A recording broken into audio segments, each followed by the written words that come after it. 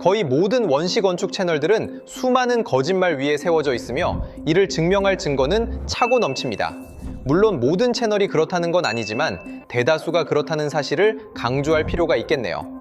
한 영상당 무려 5억 뷰에 달하는 조회수를 올리기 위해 이들이 어떤 식으로 속임수를 쓰는지에 대한 포럼 게시글들을 샅샅이 뒤져본 결과 유저들은 가짜가 판치는 바닷속에서 유일하게 진짜라고 믿을 만한 한 명의 이름을 반복해서 언급했습니다. 바로 프리미티브 테크놀로지입니다. 1040만 명의 구독자를 보유한 이 채널은 호주인 존 플랜트가 운영하며 고요함 속에 섞인 열대우림 소리 같은 사운드 디자인까지 포함해 사실상 이 원시 건축 장르를 개척한 장본인입니다.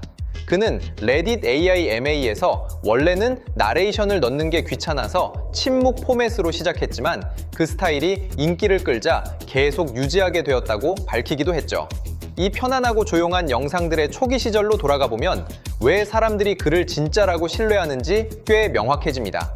정통성 측면에서 프리미티브 테크놀로지는 각 건축 단계가 실제로 어떻게 완성되는지 보여주는 데 있어 어떤 편법도 쓰지 않습니다. 예를 들어 그의 첫 영상을 보면 돌도끼를 갈고 그 도끼로 나무를 패고 로그를 조립하는 과정이 매우 현실적으로 담겨 있죠. 이 모든 과정에는 현재 상황을 설명하는 구체적인 캡션과 함께 건축 기간이 얼마나 걸렸는지 상세히 적힌 설명란이 동반됩니다. 그의 건축물에는 수영장이나 과한 장식이 없지만 수작업으로 가능한 한계치를 보여주는 듯해 깊은 인상을 줍니다. 그의 벽돌집 같은 인상적인 건축물의 진위 여부는 유튜브 댓글에서도 확인할 수 있는데 한 유저는 존을 개인적으로 아는데 정말 좋은 친구다. 같은 동네에 살았고 그가 유명해진 뒤론 못 봤지만 숲에서 집을 짓고 있다고 말하던 기억이 난다. 그게 이렇게 본격적인 건 줄은 몰랐다며 그의 진정성을 증언했습니다. 이러한 사실은 프리미티브 테크놀로지의 영상이 자연 환경에서 무엇이 가능하고 불가능한지에 대한 기준점을 제시한다는 점에서 매우 중요합니다. 또한 그는 소위 사기꾼이라 불리는 반대편 스펙트럼의 채널들을 살펴볼 때 참고할 수 있도록 우리에게 성명서를 제공해주기도 했습니다. 이 장르의 근본적인 문제는 컷과 컷 사이의 긴 시간 동안 부정직하게 세팅할 시간이 충분하다는 점입니다. 프리미티브 테크놀로지의 첫 영상이 레딧에서 44,000개의 추천을 받고 3천만 뷰를 기록하자 정직함은 내팽개친 모방 채널들이 여기저기서 우후죽순 생겨나기 시작했습니다. 이들 채널의 건물은 더 높았고 슬라이드는 더 길었으며 물은 의심스러울 정도로 파란색이었죠. 왜 그렇게 파란 걸까요? 아마 염료 같은 걸 썼기 때문일 겁니다. 자연에서 물이 그렇게 파랄 이유는 전혀 없으니까요. 더 흥미로운 점은 이 채널들의 촬영지가 대부분 캄보디아, 태국, 베트남임에도 불구하고 위치 태그는 미국으로 설정하고 미국에 사는 척하며 소셜블레이드 국가 설정까지 미국으로 해둔다는 것입니다. 이들의 제작 퀄리티와 건축 수준은 원조인 프리미티브 테크놀로지보다 훨씬 화려해서 정말 지늘과 막대기만으로 이걸 만든 걸까? 라는 의문이 들 수밖에 없습니다. 하지만 조금만 조사해보면 대답은 확실한 아니오입니다. 이에 대한 가장 확실한 증거는 500만 구독자를 보유한 프리미티브 테크놀로지 아이디어라는 채널에서 찾을 수 있는데 조작을 숨기는 데 실패한 모습이 거의 코미디 수준입니다. 예를 들어 지하 물미로 악어집과 수영장 만들기라는 영상의 첫 장면을 보면 두 남자가 지표면에서 땅을 파는데 바로 다음 프레임에선 2.4m 깊이의 참호 안에 들어가 있습니다. 막대기만으로 파는데 바로 뒤에 있는 거대한 나무뿔이나 커다란 바위들은 어떻게 다 피한 걸까요?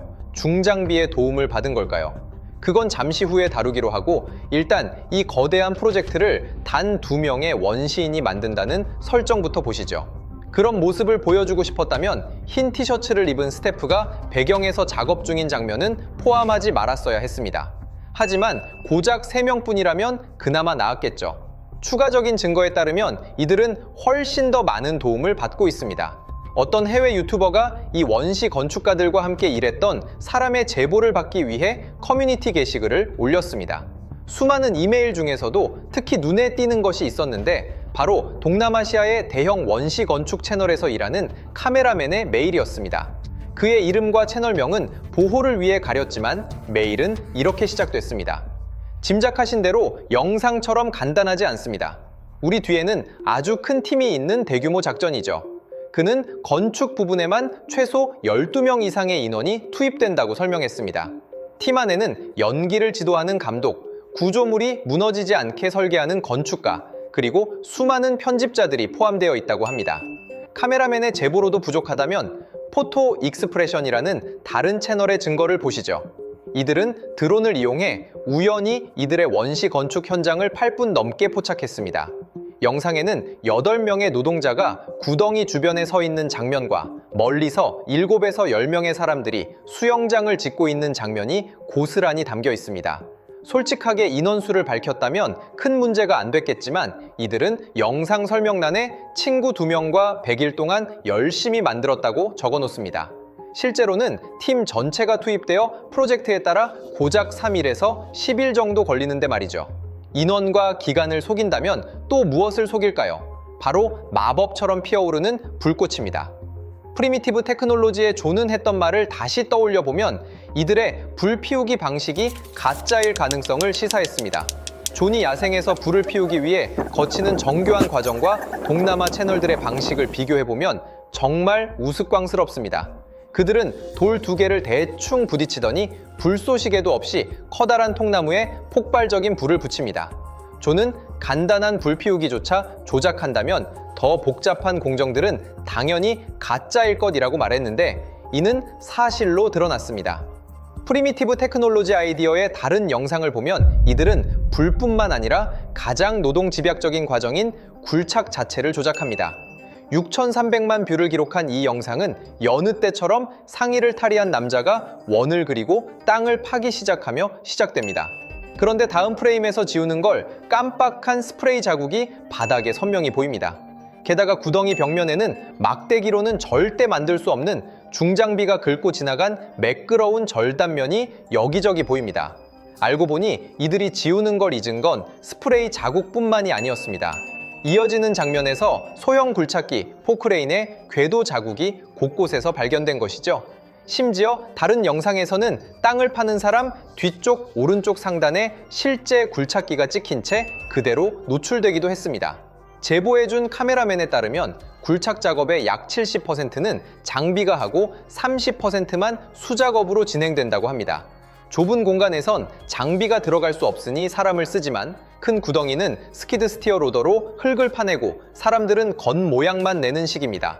굴착기가 대놓고 찍힌 그 영상은 이상하게도 강에서 시멘트를 수집하는 장면을 보여주는데 이건 이전 영상에서 썼던 클립을 재탕한 것입니다. 왜 같은 장면을 계속 쓸까요? 강에서 시멘트를 구한다는 것 자체가 말도 안 되는 거짓말이기 때문입니다. 시멘트는 강에서 자라지 않습니다. 한 토목 전문가는 이건 말도 안 되는 가짜다. 시멘트는 특정 원료를 정교하게 혼합하고 엄청난 열 처리를 거쳐야 만들어지는 가루라고 지적했습니다. 더 웃긴 건 채널마다 자기들만의 독특한 천연 시멘트 제조법이 있다는 겁니다. 어떤 채널은 그냥 흙과 물을 섞는데 그건 시멘트가 아니라 그냥 진을 낄 뿐입니다. 또 다른 채널은 흰개미 즙을 가루내어 물과 섞어 수영장 전체를 바르기도 합니다. 하지만 가장 앞권은 프리미티브 테크놀로지 라이프라는 채널인데 아예 시멘트 과정을 건너뛰고 돌과 흙으로만 때웁니다. 그런데 이 장면에서도 수상한 점이 있습니다.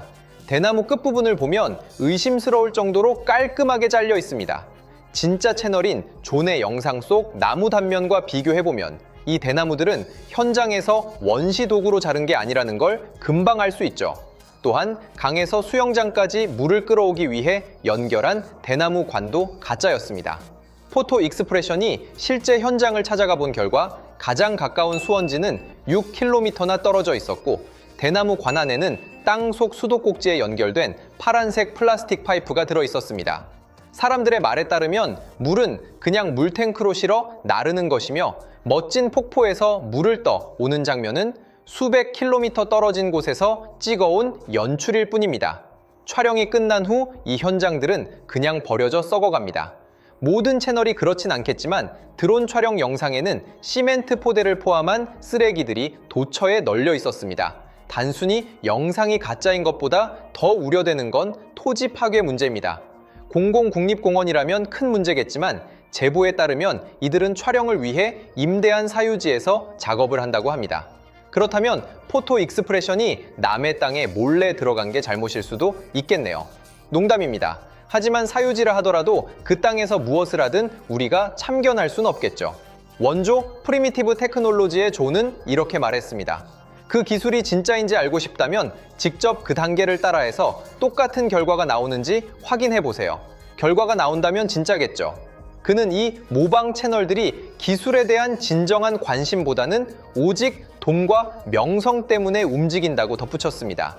판단은 시청자 여러분의 몫입니다. 무엇이 진짜고 무엇이 가짜일까요?